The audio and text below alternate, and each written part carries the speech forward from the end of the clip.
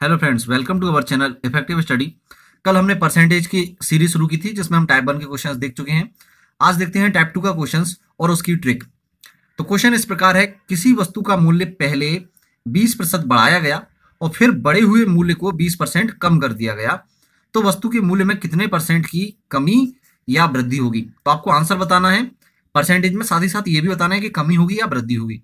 तो देखिए दोस्तों, इस तरह का जो क्वेश्चन होता है जिसमें अगर दोनों ही वैल्यू सेम हो, पहले जो बढ़ाया गया है और फिर जो कम किया गया है, ये दोनों वैल्यू यदि सेम है तो इतना तय है कि हमेशा कमी होगी। क्यों होगी मैं आपको अभी बताऊंगा, लेकिन कमी होगी दोनों में। और कितने की होगी, इसका फॉर्मूला है अपने पास, जिसको हम कहेंगे इसकी सुपर ट्रिक, और वो होती है x² / 100। हमको बस केवल इतना करना है और यहां आप आंसर निकाल सकते हैं बिल्कुल सेकंड्स में। x क्या होगा, ये दोनों वैल्यू सेम है इसलिए x की जगह इसको पुट करेंगे। तो x की जगह अगर आप 20 रखते हैं, 20 का वर्ग बटा 100, तो 20 का वर्ग हो जाएगा यहां पर 400 और 100 का आप इसमें भाग देंगे तो मिलेगा आपको 4, यानी कि आंसर आ गया 4%। और मैंने क्या कहा, हमेशा कमी होगी, वृद्धि का इसमें कोई सवाल ही नहीं है।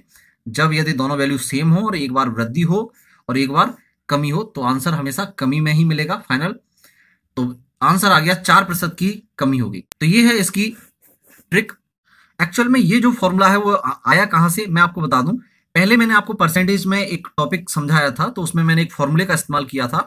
कभी भी हमको जब अलग अलग परसेंटेज में इंक्रीमेंट और कमी दी होती है, हमको कमी या वृद्धि निकालनी होती है, यानी कि परसेंटेज में परिवर्तन हमको निकालना होता है, तो हम फॉर्मूला इस्तेमाल करते हैं वहां x+y+xy/100। अगर वृद्धि में वैल्यू होती है तो हम प्लस में रखते हैं, कमी में होती है तो माइनस में रखते हैं।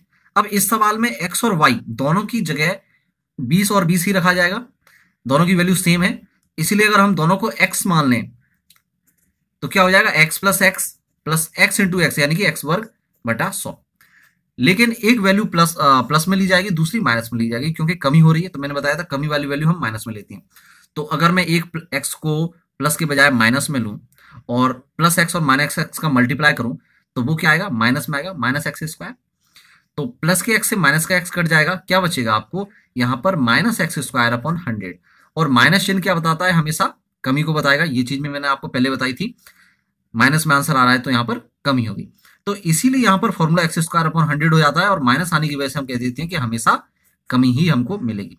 तो बिल्कुल क्लियर है, ये फॉर्मूला आप पढ़ चुके हैं। आप चाहें तो इसी फॉर्मूले से आंसर निकाल सकते हैं, अन्यथा आप इस फॉर्मूले का इस्तेमाल करेंगे तो मुश्किल से आपको 1 सेकंड का भी समय न लगेगा। आप केवल आंसर रख सकते हैं डायरेक्ट 2 दूनी 4, क्योंकि 2 जीरो जो है वो 100 की 2 जीरो से कट जाएंगी, ठीक है ना, और कमी होगी, इतना क्लियर है।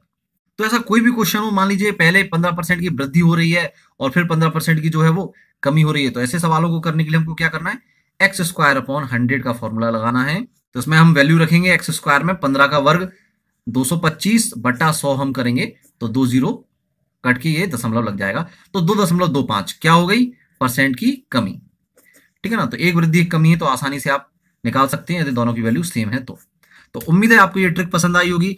यदि आपको ये वीडियो पसंद आया है तो प्लीज इसको दोस्तों के साथ शेयर जरूर करें, लाइक करें, कमेंट करें, चैनल को आप सब्सक्राइब जरूर करें। Thank you, good bye.